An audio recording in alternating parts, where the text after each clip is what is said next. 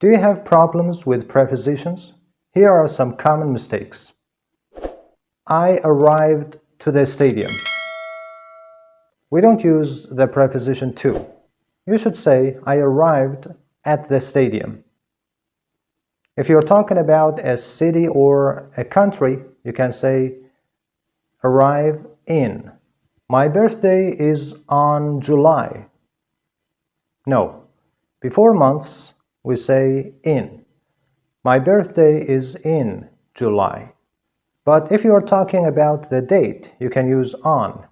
My birthday is on July 1st, for example. The next common mistake is depend of. After depend, we use on. Depend on. Alright, the next one is in the night. Don't say in the night.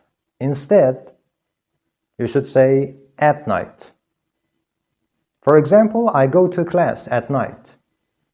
Married with? No. You should say married to.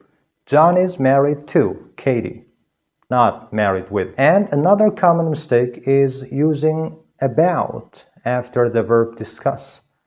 For example, we are discussing extreme sports, not we are discussing about extreme sports.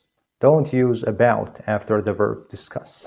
Thank you for watching, and please subscribe, like, comment, and share it with your friends. Take care.